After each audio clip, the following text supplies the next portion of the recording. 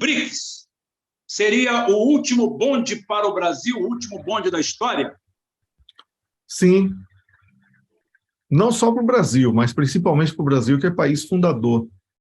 Ou Lula se posiciona como um líder capaz de conduzir o Brasil para um destino de prosperidade, ou ele, nessa dualidade que apresenta, tentando agradar G7 e esnobando, de certa forma, dos BRICS, vai acabar muito mal.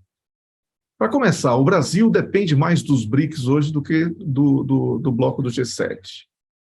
O grande motor do Brasil é o agronegócio. E essa coisa de criminalizar o agronegócio, eu estou vendo gente aqui nas redes sociais em especial, criticando o agronegócio e defendendo o MST. MST, que é um subproduto da CIA. Se você ainda não sabe disso, então pode sair do canal, não precisa assistir a essa live. Eu não discuto mais essas coisas óbvias. Então, o agronegócio produz o que vai ser motivo de guerra ainda esse ano, provavelmente. Comida, alimento. E não me venho aqui com um suco extraído do cocô, do cavalo do... Não venha com essas coisas, que isso não é sério. Ah, porque a comida orgânica, tudo mentira. Vamos falar sobre alimento de verdade. Agronegócio. O Brasil com potencial de ultrapassar os Estados Unidos se transforma num grande concorrente dos norte-americanos. Tem os BRICS como destino de mercado. O Brasil tinha o mercado da Venezuela praticamente só para ele. Aí Bolsonaro chega ao poder e rompe as relações que agora foram até reacendidas, tá? Entre o Brasil e a Venezuela. Mas os mercados foram embora. Mas os mercados foram embora, exatamente. O que foi que Bolsonaro fez? Como disse Rubem, ficou procurando comunista embaixo do colchão e desprezou a geração de emprego dentro do Brasil, tendo a Venezuela como destino de mercadorias brasileiras. Aí Lula agora liga para Putin para dizer que não vai ao evento em São Petersburgo, porque vai ter uma reunião de chorume, como diria Rubão, de pobreza, com países que dependem da Rússia. Não era melhor ele, como grande ator dos BRICS, estar lá? Mas isso aí é a estratégia para prejudicar o agro, porque a estratégia dos Estados Unidos e da Europa em relação a esse comportamento imbecil de ficar falando que vai chamar China e Índia para dialogar sobre paz, como se China e Índia tivessem dado autorização a Lula para falar em nome deles, como se China e Índia estivessem dentro dessa discussão. Isso aí é para atingir o agro, é para provocar os russos, para que a Rússia não envie fertilizantes e quebre a cadeia produtiva do agronegócio brasileiro. É essa a intenção. E se o Brasil perder o bonde dos BRICS, aí a vaca vai para o brejo de vez. O Brasil já está se transformando num grande terreno de exploração, porque se permitiu, porque tem políticos completamente despreparados, sem compromisso com o país e com o povo. Isso desde Sarney, né? Itamar ainda conseguiu ser um pouco diferente de todos os outros. Não podemos aqui também dizer que Itamar foi igual a essas outras porcarias, porque não foi. Então, os BRICS, veja só, BRICS, a gente fala BRICS, fala Brasil, Rússia, Índia, China e África do Sul. Só que hoje já tem mais de 23 países que estão completamente engajados com a causa dos BRICS. E esses 23 países, né, eles compõem um universo superior ao bloco ocidental. E o Brasil seria um player, um grande ator para troca de know-how, tecnologia, destino de commodities, incremento econômico, produção nacional, tudo para se transformar numa potência. Mas temos estruturas completamente ocupadas por forças estrangeiras através de bonecos de ventríloco que estão na justiça, nas forças armadas, na política, na imprensa. Então, o povo brasileiro precisa entender que essa riqueza que o Brasil possui está em disputa. Não está através de exército, de forças armadas, de tiro, de guerras, como temos visto em outras partes do planeta, mas através de uma guerra muito perversa, silenciosa, que mata muitos brasileiros de fome, desesperança, falta de acesso à educação, saúde e uma série de coisas. O brasileiro paga taxas de juros absurdas para favorecer elites estrangeiras. O brasileiro não vê a cor do benefício dos seus commodities porque privatizaram tudo. E isso continua piorando ano após ano. Pode ser eleito fulano ou beltrano, eles sempre vão trabalhar contra o Brasil e contra os brasileiros. Então, os BRICS, eu vejo assim com muita preocupação a falta de firmeza, a falta de existência de uma possibilidade de liderança que possa se opor a esse entreguismo descarado que está vigorando dentro do Brasil nas últimas décadas. No lugar de discutir petróleo, água doce, riquezas que o Brasil possui, o debate é sobre o direito trans. Direito trans. Fale sério. Aí se você abrir a boca, porque você é um transfóbico. Que negócio de transfóbico? Um bocado de barbado com a tromba no meio das pernas, como diz Rubem, querendo dizer que é mulher. E eu vou cair nessa. E você vai entrar nessa discussão enquanto seu filho está numa escola de merda, porque o seu país riquíssimo não dá uma educação boa para ele? É isso que você quer? Como é que um militar das Forças Armadas não percebe que esse trabalho sujo, porco, entreguista, de porteiro de puteiro que ele está fazendo, joga contra a própria instituição e que ela vai deixar de existir a qualquer momento, porque o avanço contra as Forças Armadas já está sendo preparado. Tem brasileiro que odeia as Forças Armadas por causa desse tipo de comportamento completamente distorcido do propósito da existência dessa instituição, que deveria se respeitar e conquistar o respeito do brasileiro. Políticos com popularidade elevada, defendendo aqui interesses da França, do Reino Unido, dos Estados Unidos, a pretexto de uma falsa defesa do meio ambiente, de uma agenda completamente distante da realidade do povo brasileiro. É esse tipo de gente que está ocupando os principais poderes que conduzem o país. É por isso meu medo de que o Brasil perca a oportunidade de ser um grande ator dos BRICS, esse bloco que nasceu para fazer do Brasil aquilo que o Brasil está vocacionado a ser, que é um país grande, rico e próspero. Então não permita você como cidadão, não se deixe enganar. Precisamos lutar, cobrar desses políticos. Precisamos cobrar desses políticos.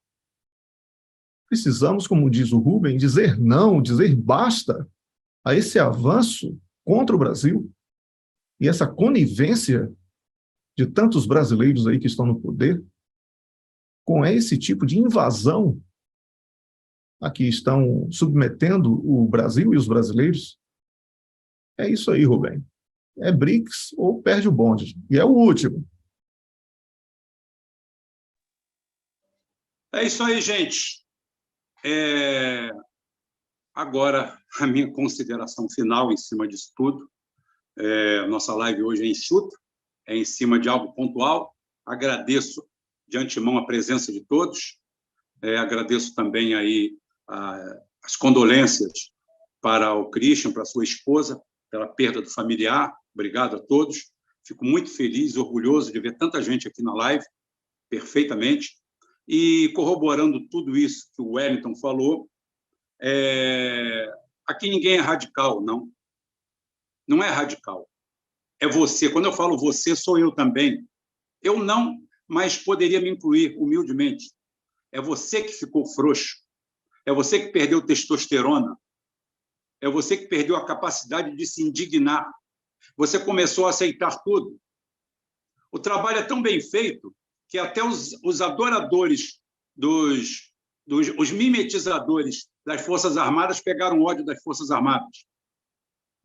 E os militares não se dão conta disso. A nossa Marinha precisava de um incremento de 300%.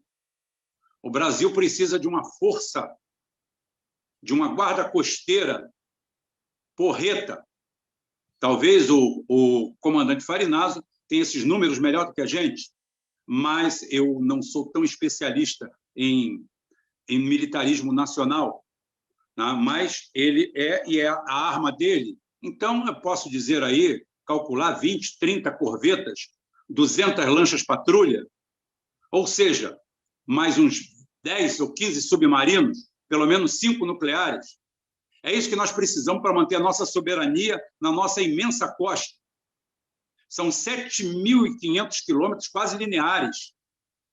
Não são entrecortados, são simplesmente em linha reta. Nós temos a maior reserva de água. Água é vida. Tudo que você vê é água. Eu estou gordo? Não, você não está gordo, você está aguado.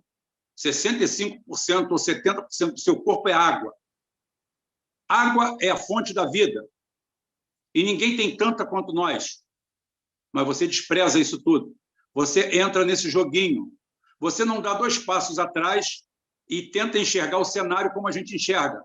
Fala assim, o que tem por trás disso? Por que agora a ficha começa a cair? Por que a gente descobre que o cidadão brasileiro, 65%, 60% pelo menos do cidadão brasileiro está com o nome cagado?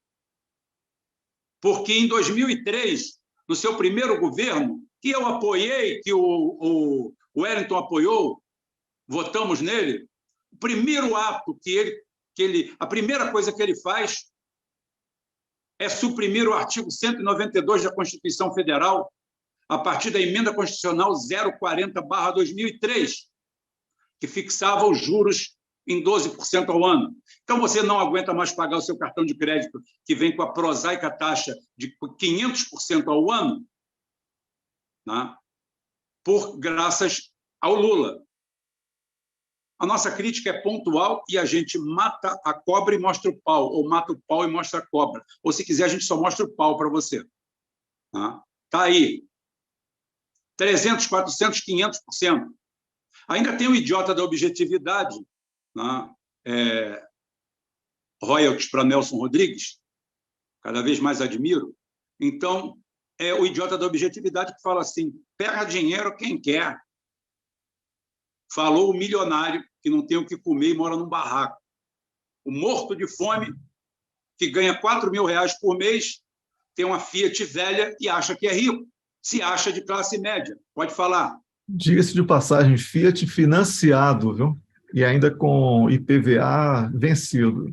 Sim, sim. O IPVA é outra coisa, outra excrescência nacional.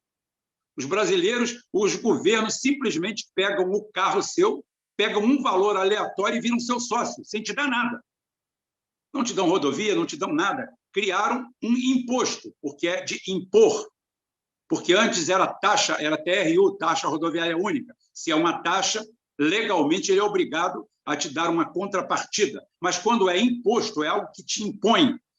Eles não têm que dar contrapartida de nada. Apenas dividem entre a quadrilha estadual, federal e municipal o butim em cima de você. Sai a taxa e depois eles pegam a polícia, que ao invés de estar policiando, vão para a rua tomar carro de trabalhador, cometer sequestro de bens, tá? E pedir o resgate, que é o pagamento dos débitos. Isso debaixo do judiciário, que deveria nos defender, mas defende quem bota eles para mamar. Alguns literalmente. Que vá ter viado assim no quinto dos infernos. Mas, então, isso daí é o quadro do Brasil. Nós nos acostumamos com isso, com essa banalização. No raio de 1 quilômetro em volta da minha casa, deve ter 8 bocas de fumo e 30 igrejas neopentecostais. Se eu for fazer um ato de emergência, pode falar, Ué. Não esqueça das farmácias, Rubem. Ah, não, farmácia é para lavar o dinheiro. Farmácia para lavar o dinheiro. Na minha cidade, na avenida principal, tem umas 30 farmácias, uma colada na outra. Uma colada na outra. Parece que a droga ilícita lava o dinheiro na droga lícita. Parece que há alguma coisa.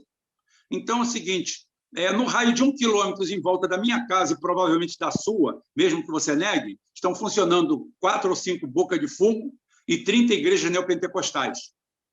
Né?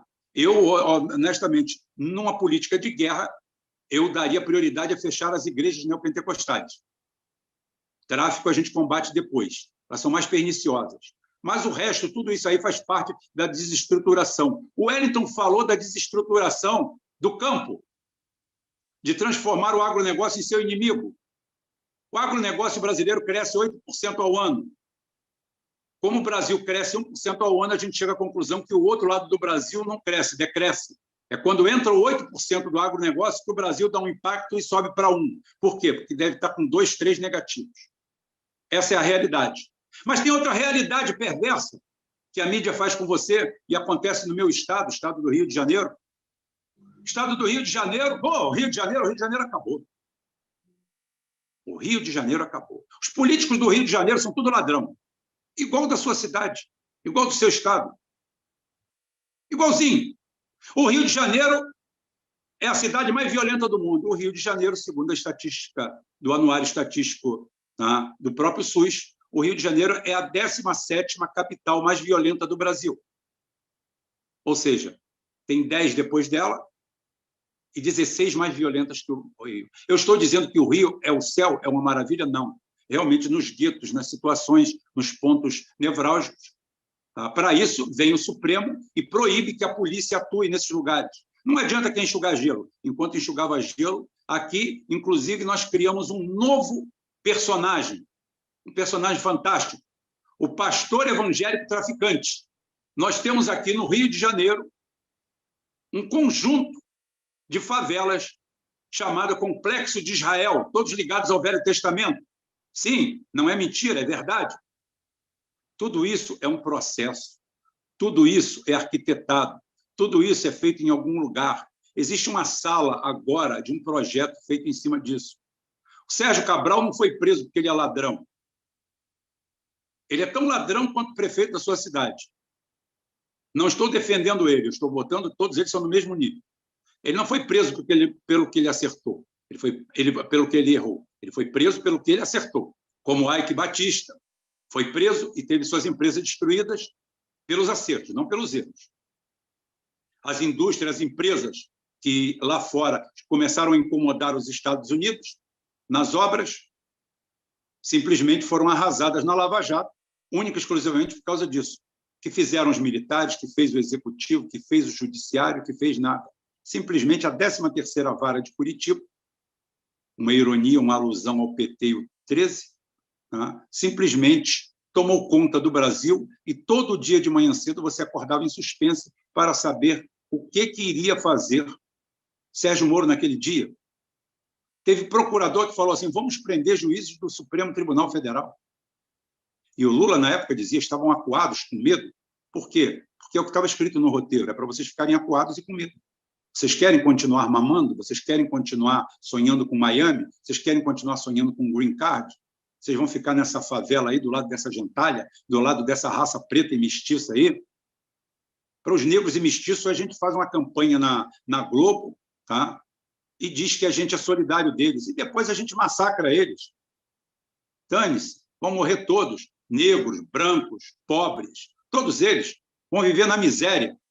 A gente vai entrar ali dentro, vocês nunca viram ou estudaram um pouco de história? Tá? É só ver, isso aí é Roma, é dividir para governar.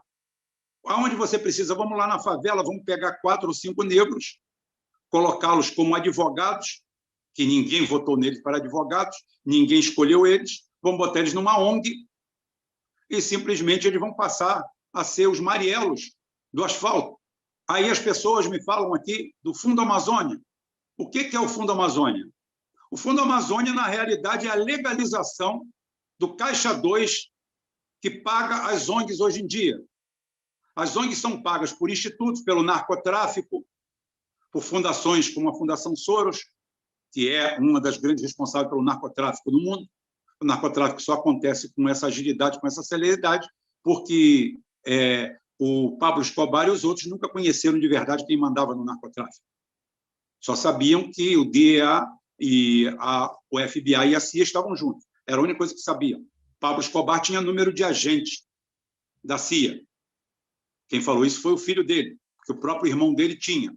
Quando o filho dele caiu em desgraça, o filho dele foi acolhido nos Estados Unidos, porque foi lá e deu o número serial do tio dele, que era um dos braços direitos do Pablo Escobar. Quem falou isso foi ele, não fui eu. Então, o que vai acontecer com o Fundo Amazônia? O Fundo Amazônia, esse dinheiro vai todo para as ONGs. Esse dinheiro agora, que eles recebiam de forma totalmente ilegal, agora vai ser legalizado. Agora eles dão o dinheiro para o Fundo Amazônia, e o Fundo Amazônia vai distribuir esse dinheiro entre essas quadrilhas, essas gangues. Sônia Guajajara, Tabajara, Araraquara, e mais outros. Índios de Araque, índios de Baile e Fantasia. A Marina dispensa comentários. A Marina, cada dia que passa, como eu falei no Twitter essa semana, mais fica claro por que ela não subiu naquele avião do Eduardo Campos, por que ela foi retirada na beira da pista. Você não, você vem para cá. Por quê? Não sei. Bola de cristal. Vai acontecer alguma coisinha aí. Então, cada dia faz mais sentido a sorte dela de não ter ido naquele voo.